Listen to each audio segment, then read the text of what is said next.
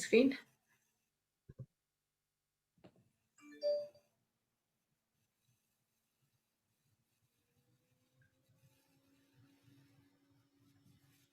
Okay. Yeah, I'll get started then. So yeah, my name is Jessica Tang. I'm very excited to be presenting my paper at this conference today. And so yeah, thank you for the introduction. My presentation is going to be on deep reinforcement learning controller for indoor farming. So the presentation outline. So I'm first going to go over the introduction, which includes what the problem is and some background information, as well as the proposal. And then the methodology, which includes problem formulation, the algorithm itself, testing, some performance benchmarks, and implementation. And finally, results. So, or not finally, results would be suitability and limitations. And I'll also talk about analysis of results. And yeah, finally, conclusions. That would be the wrap up and some discussions about future developments and um, advancements. So yeah, we're going to start with the introduction. So I'm sure most of you are aware that the population is growing at a fast rate and there are many concerns around rising food demands. However, there is also a decrease in land available for farming. So you can imagine that must cause issues. But fortunately, there have been many advancements in farming techniques recently. And one of the techniques specifically is actually vertical farming. So here's a picture of a vertical farm if you haven't seen one, and it is from The Economist. Yeah, so it looks very cool. There are pros and cons to vertical farms, but most of these are interchangeable between vertical farms and indoor farms. So I'm first just going to go over some pros. So you can have year-long crop production, which is very great because you won't be affected by the weather or any seasonal changes. And you'll also be vertical farms and indoor farms also use less water because of new technological improvements with hydroponics. And you can maximize the use of space since we're building it upwards instead of having everything on one level.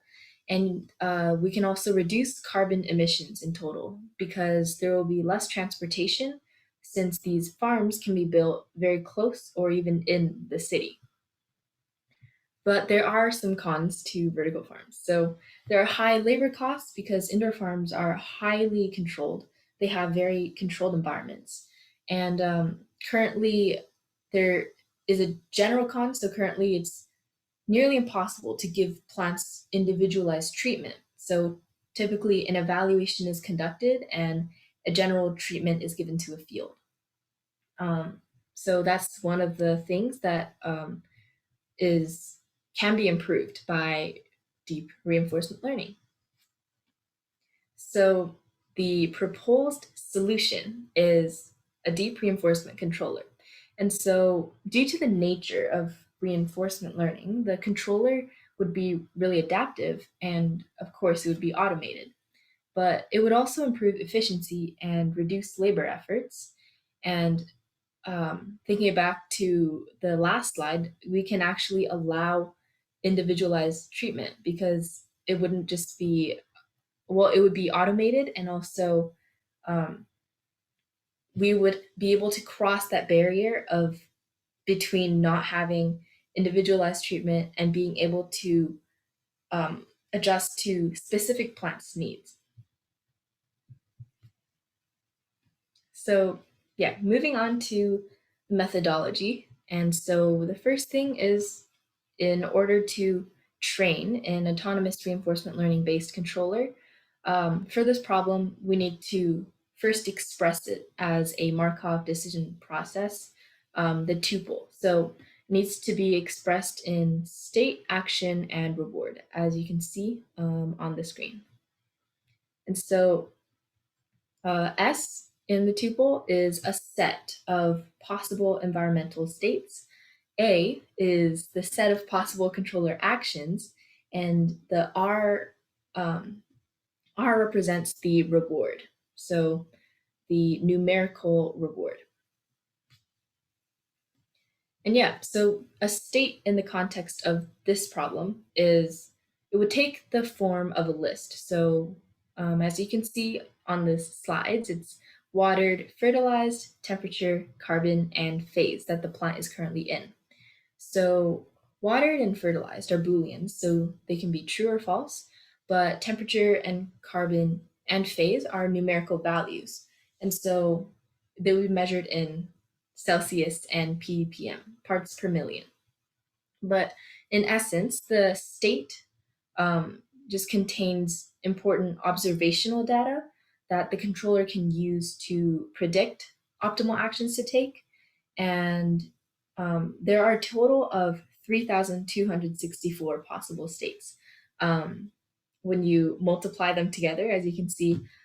So yeah, the size of the set of states S is 3,264.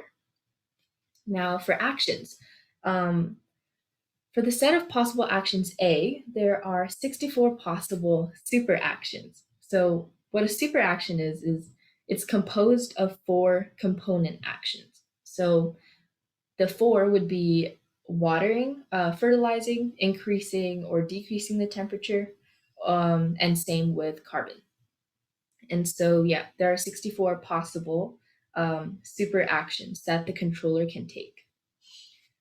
So the controller learns the optimal conditions of a plant and of the environment by exploring the environment. So it would repeatedly take an action at each state and then arrive at a new state, and which is when they receive a new reward, and that provides them immediate feedback on how good the action was in the short term.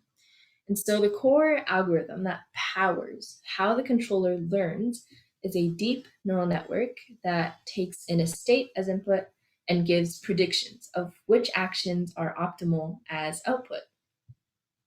So the deep neural network learns the long-term value of actions at a given state and time step by aggregating the short-term rewards provided by this reward, by the reward function with this Q-learning formula.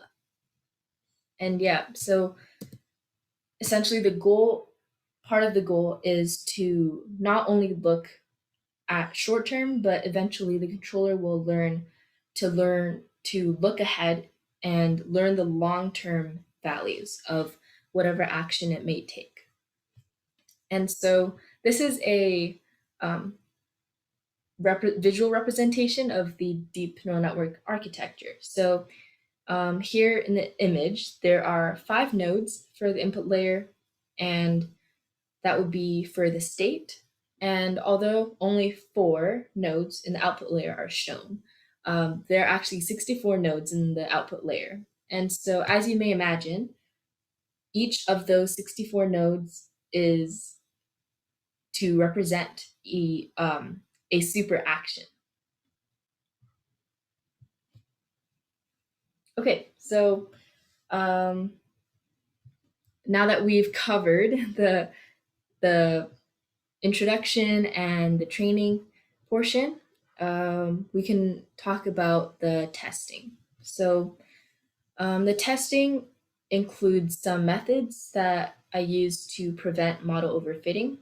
And so first of all, just quickly, model overfitting is when the model trains by memorizing the training data. So it seems like its performance is amazing until it gets tested with unseen data. So we want to avoid this. And so we want to avoid this so that the controller can perform well, even in situations that it hasn't encountered during training.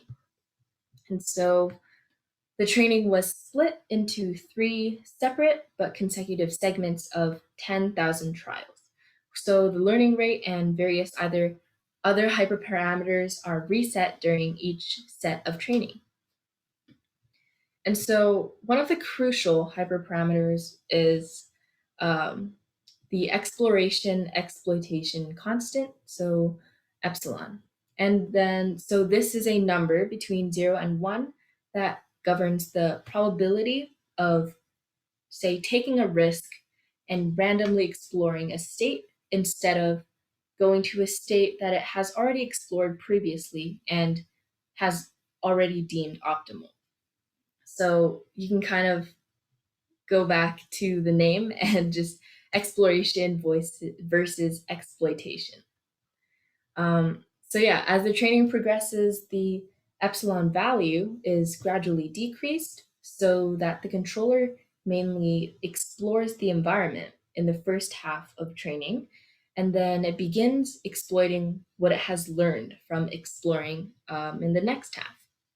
However, there still is a chance that the controller could be stuck in local optimum if there's only one large training segment of 30,000 trials. So this is why the epsilon is reset to a larger value at the beginning of each training segment of 10,000 trials.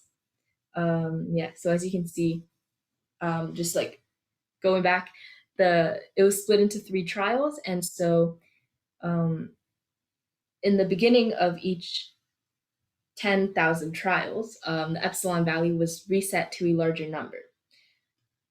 And yeah, by doing this, we can give the controller more opportunities to escape from local optimum. And so now we can go over some performance benchmarks or expectations for our controller. So the arabidopsis thaliana has been used as a model organism for more than 2 decades due to its affordability, small size, fast growth cycle, and how it can represent a vast population of plant species. So the training trials involving the controller maintaining and modifying the plant's environmental conditions was based on the arabidopsis thaliana. So each trial ends when the plant has grown for 6 weeks or has died before this time frame. Keeping that in mind, we can talk about the 3 models for the benchmarks. So the first one is a subpar model. In this one, the controller can be classified as subpar if the plant dies prematurely before the 6-week period, or the controller will receive mostly negative rewards throughout the duration that the plant is still alive. So that's the subpar model. Hopefully, we don't want the subpar model. So the baseline model is when it successfully keeps the plant alive for the 6-week growth period, but it's not consistent with its rewards. So it gets a mix of positive and negative rewards. But what we're aiming for is the third type. So the optimal model has not only successfully kept the plant alive for 6 weeks, but consistently achieves positive rewards. So yeah, we'll go back to the 3 benchmarks after we look at the results. But first we'll talk about the implementation. So implementing the environment and MDP, the OpenAI GYM format was followed. So that is a standardized reinforcement learning environment framework. So yeah, the environment entails 3 main functions: the reset, step function, and the render. So the reset function resets the environment back to its initial conditions. So you can imagine this can be like room temperature, no watering, no fertilizing, and so on.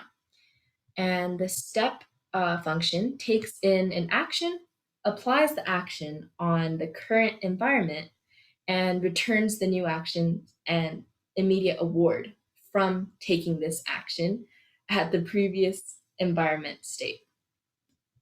Yeah, so that's a brief description of their purposes, but I sure did mention a lot of the word action in there.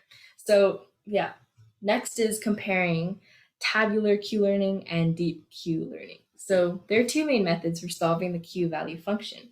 The first one is the tabular Q-learning method. So this is where it directly creates a table of Q values, with dimensions being the number of different states by the number of different actions.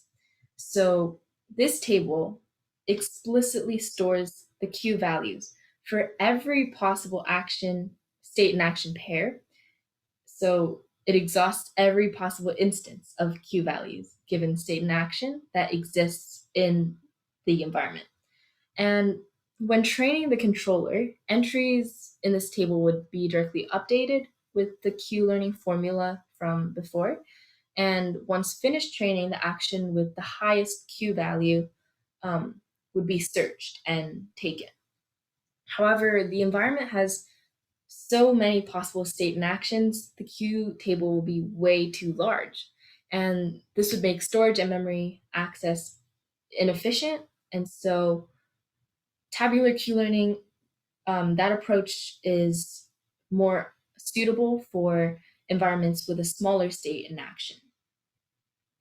So in our case, we have 3,264 possible states and 64 possible actions, right? Which means that the Q table would have, you can see on screen, a huge number of Q table entries. And so this is not optimal.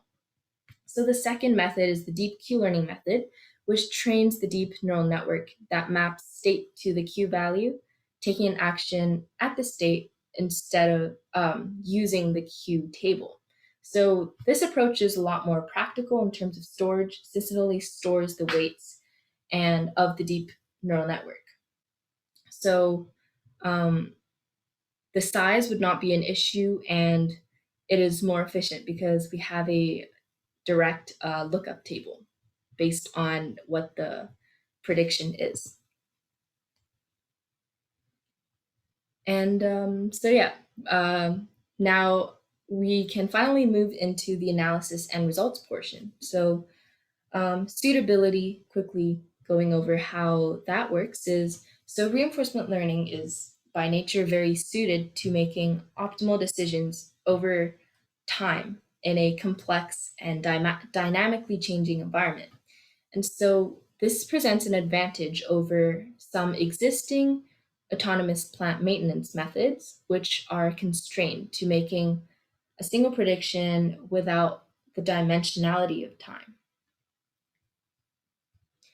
And there are, of course, limitations. And so it would be ideal to experiment with growing plants in real life in a highly controlled growth chamber with non-invasive sensors to replicate conditions inside vertical farms. And that way, the reinforcement learning controller will be provided with the most accurate feedback. And we also would want to have different types of data instead of so although the plant grows most apparently in the upward direction, it would be great to have other methods of measurement for growth.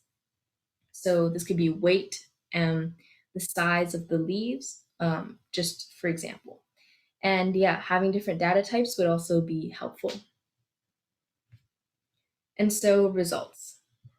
The graph here shows height data of a simulated arabidopsis thaliana plant over the 6-week growth period. So there are 3 growth phases, and this is by the fully trained model. But looking at the graphs of cumulative rewards during evaluation episodes, we can actually think back to the benchmarks that we had from before. So starting with the deep Q learning controller graph on the left, you can see that the rewards gained by the fully trained controller is over 6 weeks. So it has 168 time steps. And the controller receives clearly positive rewards throughout the period, which means, going back to the benchmarks, this would be the optimal controller. Now, for the graph on the right, this is a random action controller, and you can see that it receives a mix, mostly negative rewards, and it actually dies in less than 4 days. And so this would be classified as the subpar model. And so knowing this is a important validation of the effectiveness of the method. So I actually think I'm running out of time. Is that correct? But yeah, okay. So I will quickly, last sentence. So with the further advancements, I really believe that reinforcement learning based autonomous systems have high potential for plant growth maintenance in indoor farms and can be more widespreadly used in reality. So here are my references. And thank you for listening to my presentation. I believe we have a Q&A now.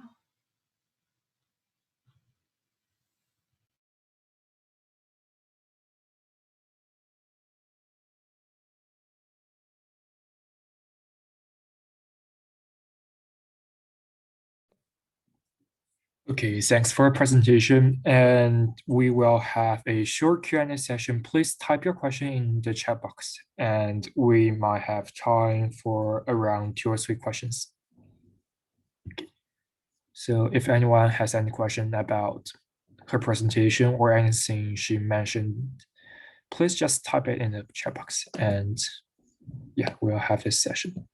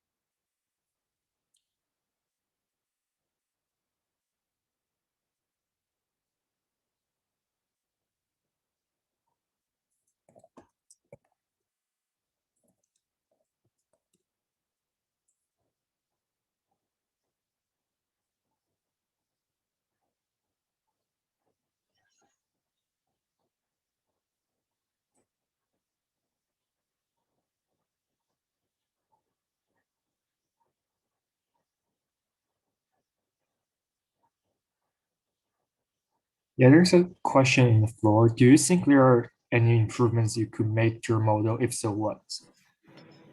Yeah, great question. There are definitely improvements I think could be made. So right now, it is only trained on a simulated environment. So if it could be trained with real life plants, that could be a great boost with the accuracy of the model. And also, I believe that building onto that, if we could have images that can be a type of data to help improve the model. And also, one of the things I believe could be improved is having more factors that the controller controls. So this could include different lighting intensities, durations, and colors, as well as keep in mind some external factors, such as like effects that are carried over from actions taken for a neighboring plant. Yeah, those are a few improvements I can think of. Yeah, okay, thanks for your answer. And due to the time limit, we will only wait for one last question. So if there's anyone who still have something to ask, please just briefly type it in the chat box.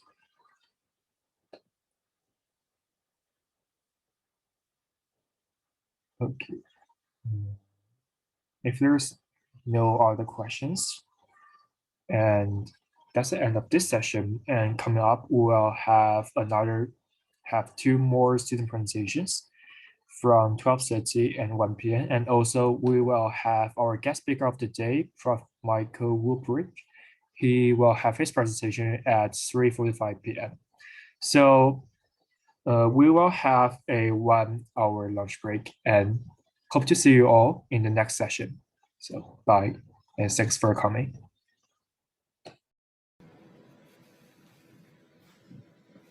Okay, thank you.